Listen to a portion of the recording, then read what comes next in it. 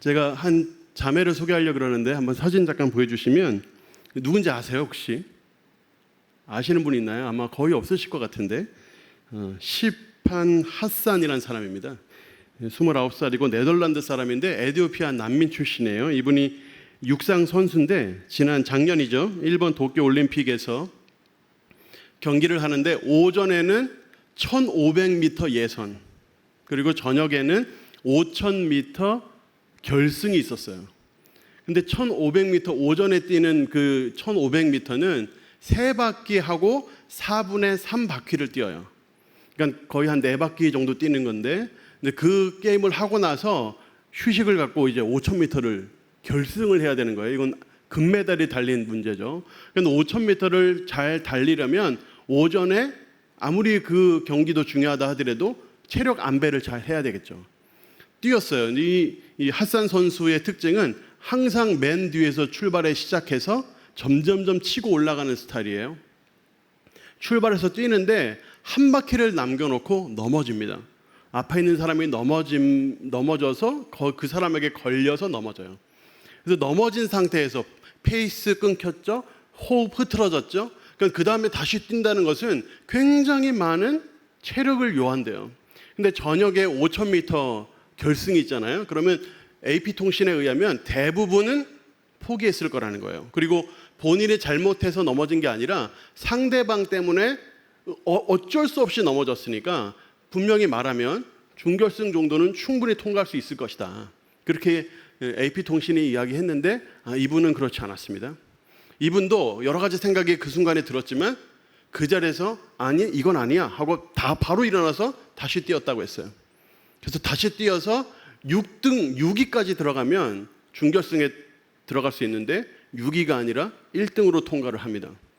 그리고 5000m에 출전을 했는데 5000m에서도 1등을 해요. 그래서 금메달을 따는데 그 인터뷰가 굉장히 인상적이었어요. 이분이 어떻게 그렇게 뛸 수 있었냐라고 얘기했더니 나 자신에게 그건 안 된다라고 말했대요. 그 넘어진 그 순간에 나 자신에게 그건 안 된다. 나중에 후회하고 싶지 않다. 핑계가 되고 싶지 않다. 그래서 뛰었다는 거예요. 전 저 말이 굉장히 의미 있게 들려요. 우승을 하는 사람의 마인드셋은 다르구나. 우승을 목표로 해서 뛰는 사람은 그 순간 나중에 5000m 결승이든 뭐든 지금 그 순간이 중요해요. 그 순간에 나 자신에게 부끄럽지 않는 것이 중요하고 그 순간에 내가 최선을 다하는 게 중요해요. 그래서 실제로 5000m 금메달 따고 나서 여러 인터뷰에서 자기가 마치 커피를 20잔 이상 마신 것처럼 손이 벌벌벌 떨리고 발이 떨렸다 그랬어요. 그래서 자기가 5000m를 과연 좋은 성적을 거둘 수 있을 것인가에 대한 마음의 불안감이 있었다고 했어요. 근데 그런 건 다 뒤로 제쳐놓고 무조건 뛰는 거죠. 특별한 마음가짐이라는 생각이 들어요. 여러분 그걸 아세요? 고린도전서 9장 24절에 주님께서 우리에게 무엇을 요구하시는지, 운동장에서 다름질하는 자들이 다 달릴지라도 오직 상을 받는 사람은 한 사람인 줄은 너희가 알지 못하느냐? 너희도 상을 받도록 이와 같이 다름질하라. 이게 하나님 말씀이에요. 이거 잘 보세요, 여러분. 너희도 상을 받도록 이와 같이 다름질하라. 올림픽 정신에 이런 게 있어요. 참가하는데 의의를 두는 거예요. 참가하는데 의의를 둬요.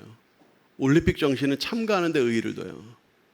그런데 하나님 정신은 그렇지 않아요. 하나님 나라의 정신은 우승입니다.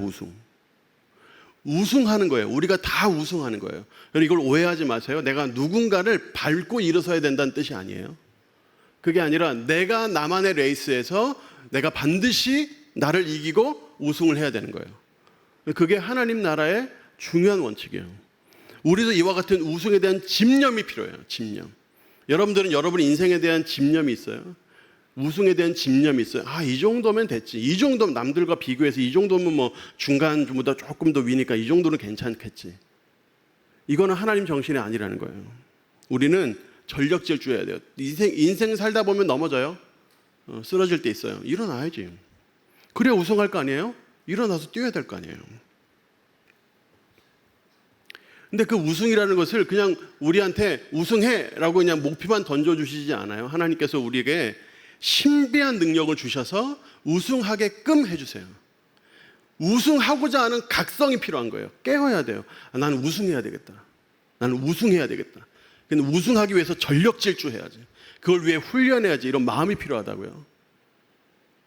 근데 그런 마음이 없이 넘어졌다고 해가지고 핫산 선수처럼 넘어져도 끝까지 뛰는 사람이 있는가 하면 어떤 사람은 넘어지면 거기서 포기하는 사람들이 있거든요.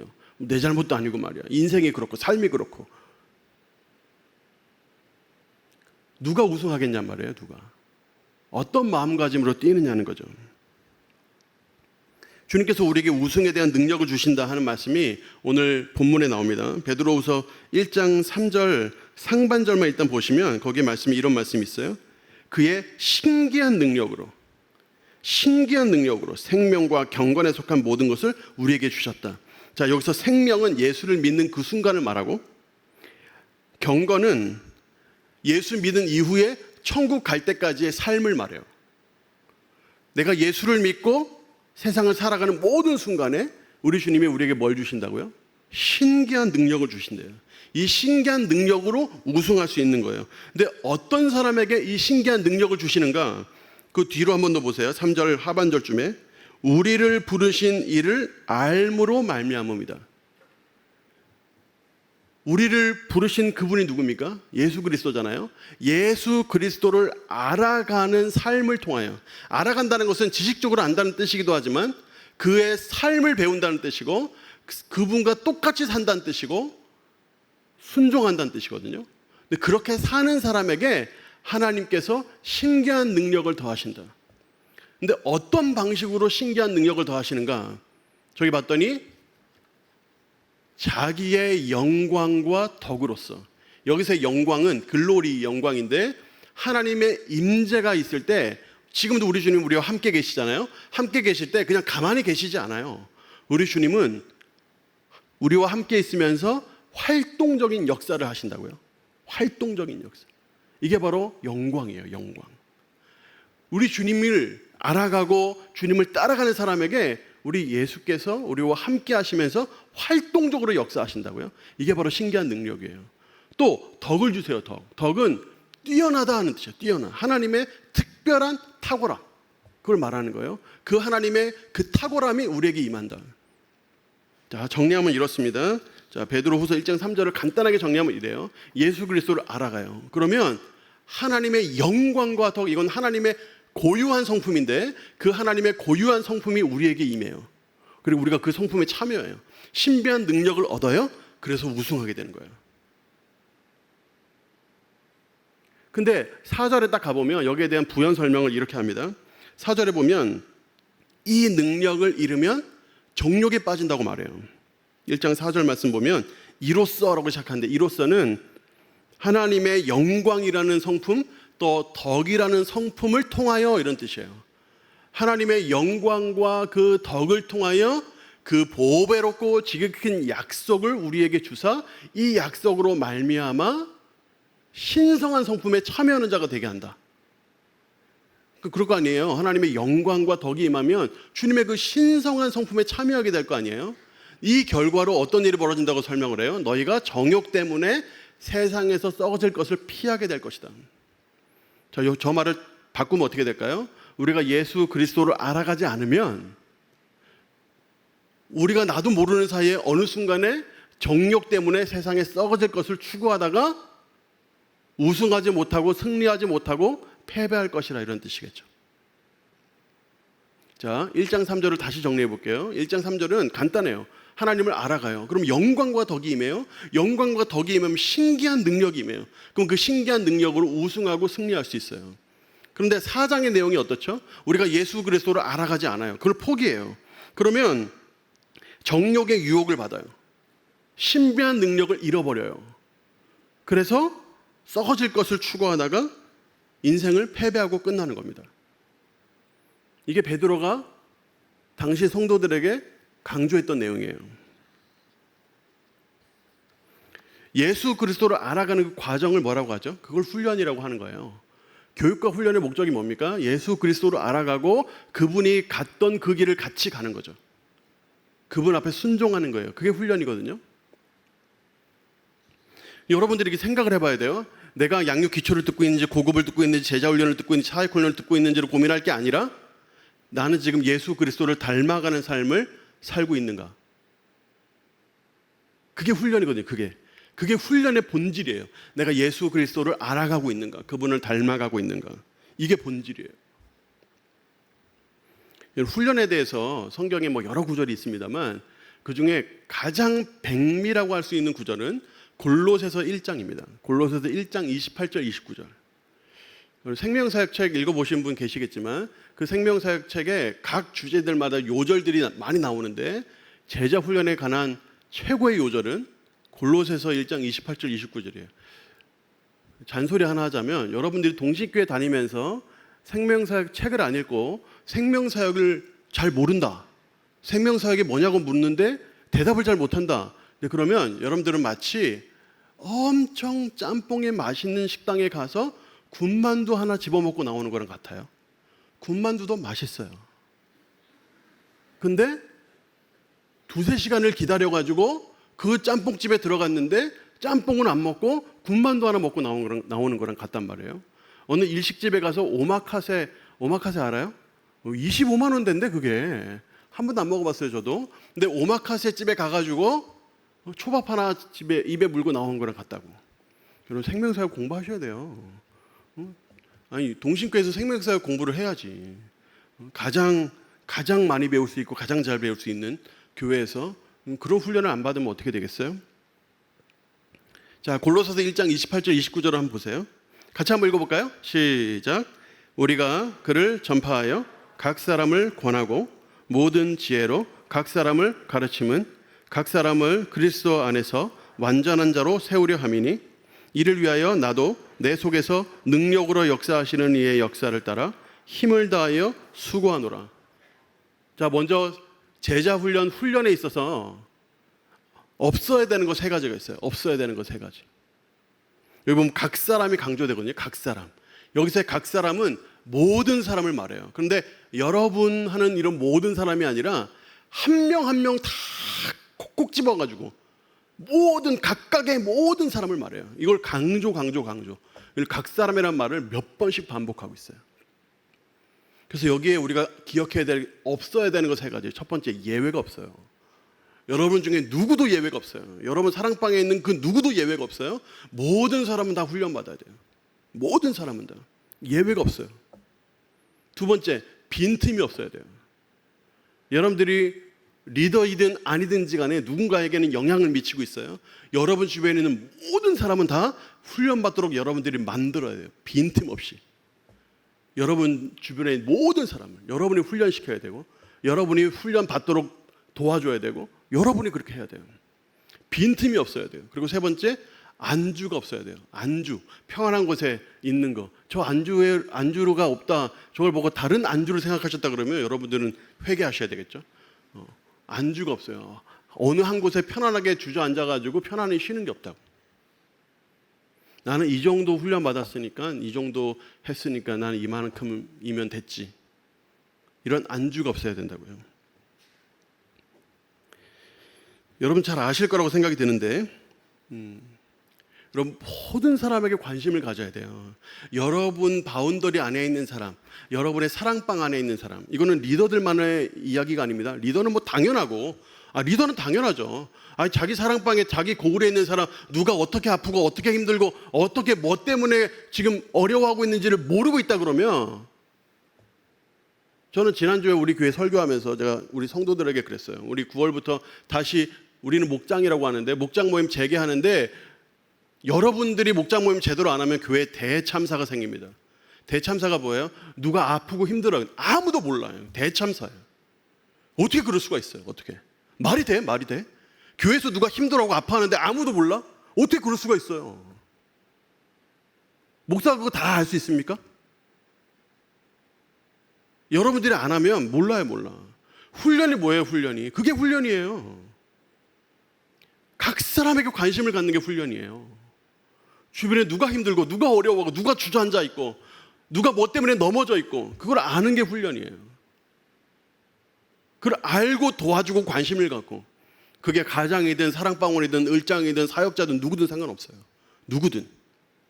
나는 사랑방울이니까 난 챙김을 받아야 돼. 그런 사람은 훈련하고 있지 않은 겁니다. 패배하는 삶으로 가고 있는 중이에요, 지금. 내가 해야 될 일이 있다고, 내가. 모든 사람에게 관심을 갖는 거예요. 제가 우리 대구 성명교회 부임해서 가장 많이 하고 가장 자주 했던 일은 전화하는 거였어요. 그때는 막 코로나가 너무 심해가지고 우리 교회는 어르신들이 많기 때문에 기저질환을 가지고 계신 분들이 많아요. 그러니까 사실 굉장히 조심을 해야 되거든요. 그래서 전화를 많이 했어요. 근데 전화를 제가 많이 하면서 가장 많이 들은 말이 뭔지 아세요? 담임 목사님 전화를 처음 받아봤어요. 무슨 말입니까 그게? 우리 교회는 그렇게 크지도 않아요. 목사 한 명이 1000명 정도 충분히 감당할 수 있거든요. 1200명, 1300명도 가능하고 어떤 사람은 2000명까지도 가능해요. 우리 교회는 그렇게 크지 않아요. 한 1000명 정도밖에 안 되니까. 근데 그동안 목양이 제대로 되지 않았다는 뜻이에요. 훈련이 제대로 되지 않았다는 뜻이에요. 그럼 더 열심히 전할 수밖에, 더 열심히 챙길 수밖에 없죠. 저는 교회를 떠난 사람도 교회가 목양해야 된다고 생각해요. 우리 교회에서 어떤 젊은 부부가 직장 문제 때문에 저기 고양시 쪽으로 올라갔어요. 일산 쪽으로. 그래서 제가 일산 쪽으로 올라갔는데 제가 사역자들에게 물었죠. 그 커플 어떻게 지내고 있냐고. 근데 관계된 사역자가 2명인데 한 명은 전혀 몰라요. 근데 한 명은 너무 자세히 알고 있어요. 누가 훈련하고 있고 누가 목양하고 있을까요? 뻔한 거 아니겠어요? 그 사람이 올라가가지고 어떻게, 어느 교회에 어떻게 정착을 하고 있고 어떻게 살고 있고 어떻게 지내고 있고 뭘 도와줘야 되고, 이거를 아는 사람하고 모르는 사람은 천지 차이예요. 우리 교회 안에 들어와 있으면 우리 양이고 우리 교회 바깥에 있으면 우리 양이 아닙니까? 그건 어떤 마음으로 신앙생활을 하느냐 말이에요. 예수를 닮아간다는 게 뭐예요 도대체? 관심을 갖는 거예요. 관심을 갖는 거예요. 나만 좋은 신앙생활, 나만 행복한 신앙생활. 여러분, 훈련은 절대 시스템이 아닙니다. 시스템이 필요하지만 시스템이 아니에요. 훈련은 각 사람이에요. 각 사람. 각 사람에게 관심을 갖는 거예요. 훈련은 곧 목양이에요. 목양은 곧 훈련이에요. 그래서 훈련은 목양처럼 해야 되고 목양은 훈련처럼 해야 되는 거예요. 그래서 여러분들이 하고 있는 게 목양입니다. 사랑방 안에 함께 있는 사람들이 다 여러분의 양들이에요. 여러분들이 영향을 미쳐야 되는 사람들이고 여러분이 사랑해야 되는 사람들이라고요. 그런 사람들에게 어떤 영향을 미치는지 보시라고요. 정말 그런 일이 없겠지만 만약에 우리 동신교회 안에 있는데 내가 너무 힘들고 어려워. 근데 교회 안에 있는 누군가에게 나눌 사람이 없어. 이런 걸 대참사라고 하는 거예요. 목사님, 전 지금도 힘들어요. 알아요. 교회 사역 쉽지 않다는 거 알아요. 저도 오랫동안 해왔고 오랫동안 봐왔어요. 근데 원래 훈련이 힘든 겁니다. 원래 훈련이 힘든 거예요. 핫산 선수도 자기가 훈련할 때 떠올리기 힘들 정도로 힘든 훈련을 했다고 말했어요.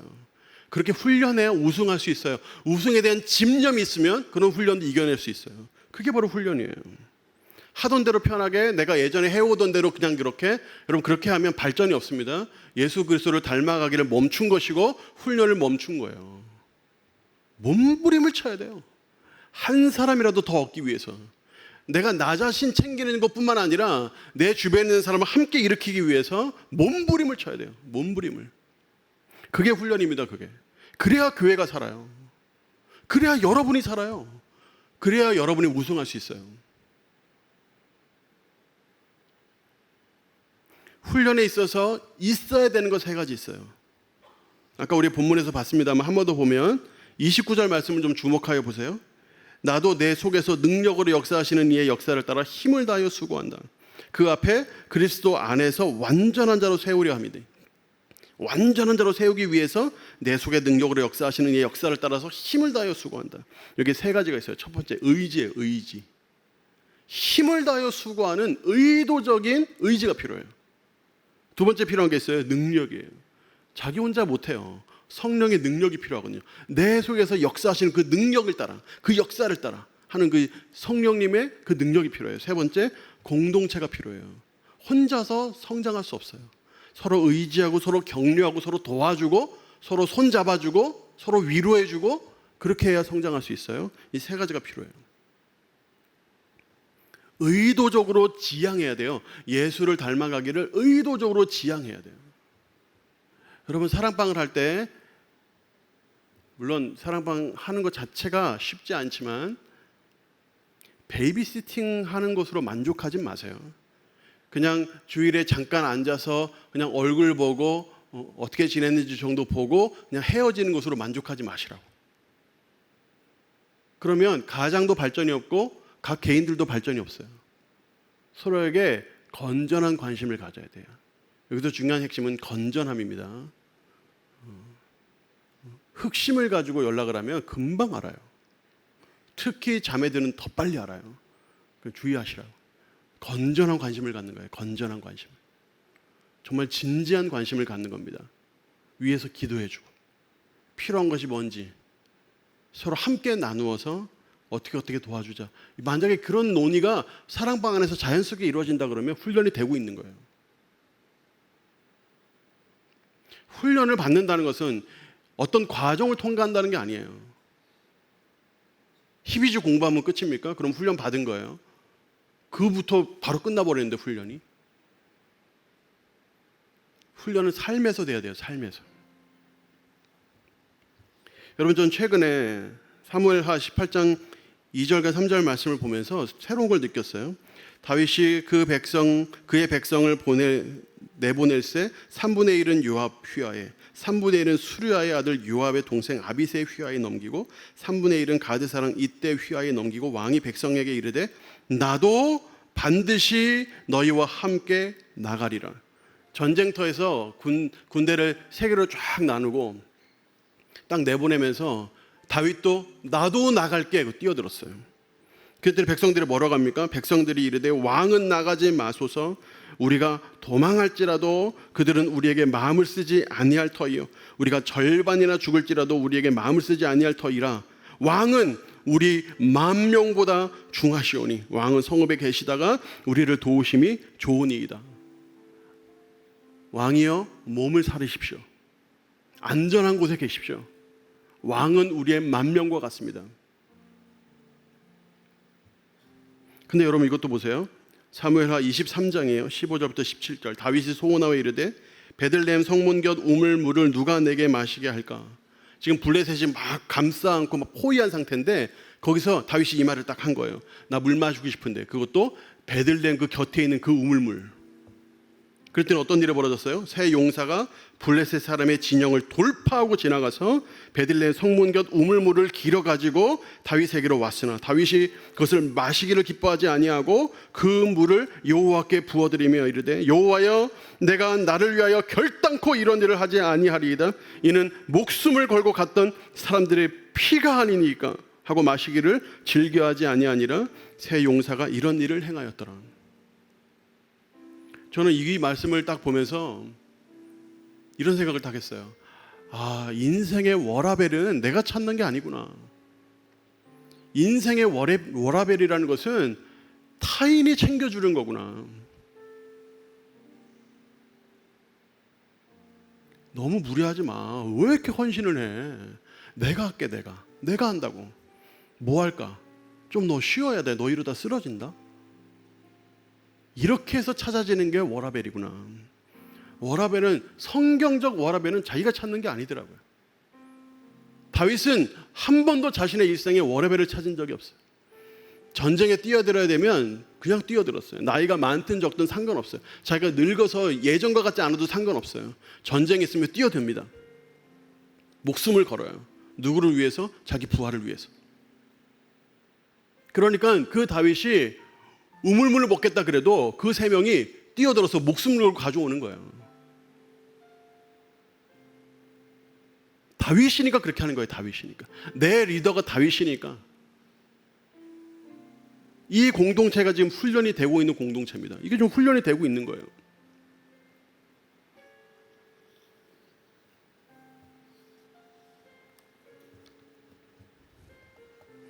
제가 얼마 전에 휴가를 다녀왔어요. 제가 휴가를 가면서 사역자들에게 부탁한 게 있었어요. 교회에 무슨 일이 있는지 항상 나한테 보고하고 언제든지 전화해도 된다. 언제든지. 보고들이 딱 올라오는데 몇몇 보고들은 너무 힘든 기도 제목을 가지고 기도하시는 분들이 있어요. 그래서 제가 전화했어요. 그랬더니 그 권사님들이 놀라요. 아니, 목사님 휴가 아니세요? 아, 휴가인데 아니, 뭐 전화 정도는 충분히 할 수 있어요, 권사님. 아니, 자기가 저한테 기도 부탁을 하고 싶었는데 도저히 휴가 중이신, 그것도 1년에 딱 3, 4일 쉬시는 그 휴가 중간에 연락드리기 죄송해서 부목사님께 기도 다 부탁했어요. 그러시더라고요. 그래서 저도 기도해드리고, 어떤 분은 막 코로나 때문에 너무 힘든 중인데 전화하면 목소리도 안 나와. 목소리도 너무 힘드시니까 목소리도 안 나와. 그래서 코로나 중이지만 권사님 한번 찾아가도 될까요? 그래서 어렵게 약속을 잡아가지고 찾아갔어요. 찾아가서 기도해드렸어요. 그래서 한 몇 달 지나서 또 연락해봤는데 여전히 힘드세요. 그래서 권사님 한 번 더 가도 돼요? 그래서 갔어요. 가가지고 기도해드렸어요. 그래서 제가 신방 마치고 나오면서 권사님 또 와도 되죠? 그랬어요. 또 와도 되죠? 근데 권사님이 갑자기 왈칵 우시는 거예요. 권사님 왜 우세요? 그랬더니 권사님 말씀이 자기가 오랫동안 몸이 아팠는데 그 몸이 아프고 힘든 중에 간절히 소원했던 게 있대요. 담임 목사 기도를 받고 싶다. 담임 목사 기도를 받고 싶다. 근데 그때는 그런 상황이 아니었대요. 중간에 다 커트당하고 기도받을 수 없는 상황이었다는 거예요. 그래서 권사님 이제 안 그래요. 이제 안 그래요. 저 안 그래요. 저 언제든지 올 수 있어요. 그러니까 언제든지 힘드시면 연락 주세요. 그래도 연락 안 주세요. 그래도 우리 목사님 바쁘신데 나 하나 때문에 또 시간 쓰시고. 그럼 제가 계속 전화하죠. 집에 불신 남편이 있어요. 불신 남편이 워낙에 하여튼 예전에는 핍박도 많이 했는데 지금은 어떻게든 믿게 하면 좋겠는데 막 이런 고민을 하세요. 그래서 제가 한번 전화해 볼까요? 그럼 불신 남편, 특히 불신 아내보다 불신 남편하고 전화하는 게 제일 힘듭니다. 여보세요? 아, 저 대구 성면교회 배준현 목사라고 합니다. 그래서요? 아, 예, 제가 이렇게 우리 권사님 통해서 알게 돼서 연락을 드렸는데요. 혹시 교회 좀 언제 한번 오실 생각이 없으십니까? 제가 여기 교회 온 지 얼마 안 됐는데 한번 꼭 선생님 한번 뵙고 싶습니다. 생각해 볼게요. 그러고 끊는다고요. 얼마나 쌀쌀 맞는지 말도 못해요. 그래도 전화하는 거예요. 그래도 창피를 당할 걸 알면서도 전화하고 연락을 하는 거예요. 그러면 그분들이 눈물을 흘린다고요.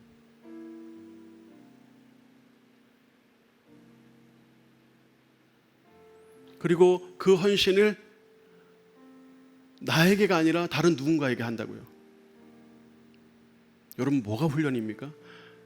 여러분 교재를 양육 기초교재, 고급교재, 제자훈련교재, 사역훈련교재 이런 교재들을 아주 체계적으로 잘 공부하는 거 너무너무 중요해요. 근데 그게 다라고 생각하면 절대 안 돼. 그게 다가 아니야. 예수를 닮아가야 돼요. 예수를 닮아가기 위해서 소중한 것을 포기하고 예수를 닮아가기 위해서 죄를 짓지 않기를 결정하고 예수를 닮아가기 위해서 누군가에게 희생을 하고 힘을 쏟고 마음을 쏟고 그렇게 살아갈 때 참 훈련이 시작되는 겁니다. 그게 바로 예수님 닮아가는 거예요. 신비한 능력이 임해요. 하나님의 영광과 덕이 임해요. 그것으로 우승하는 삶을 사는 거예요. 여러분 훈련은 목양입니다. 여러분 다 목양하셔야 돼요. 누구든지 다. 사랑방울에도 상관없어요. 누구든지 다. 여러분들이 여러분의 가장을 안 챙기면 가장은 누가 챙겨주나요? 가장이 사랑방울들을 안 챙겨주면 그 사랑방울들 누가 챙겨주나요? 누가 훈련해 주나요? 누가 옆에서 도와주나요?